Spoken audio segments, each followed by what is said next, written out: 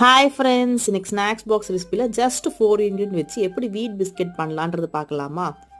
ஒரு மிக்சிங் பவுலில் key add பண்ணிக்கலாம். இப்போ இதோட நாட்டு சக்கரை ஆட் பண்ணி நல்லா மிக்ஸ் பண்ணிக்கலாம். எந்த ஒரு லம்ஸ் இருக்கக்கூடாது, நல்லா மிக்ஸ் பண்ணிக்கணும். நெக்ஸ்ட்டு பார்த்தீங்கன்னா வீட் ஃப்ளவர் ஆட் பண்ணிக்கலாம். ஜலிச்சு ஆட் பண்ணணும்.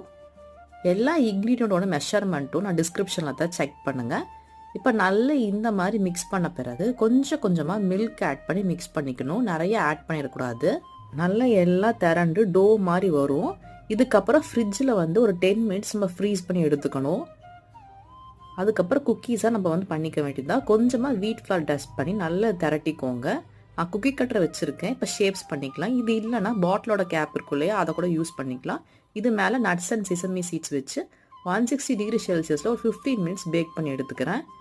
சூப்பரான குக்கீஸ் ரெடி ஆயிரும். நீங்களும் கிட்ஸுக்கு ட்ரை பண்ணி என்ஜாய் பண்ணுவாங்க.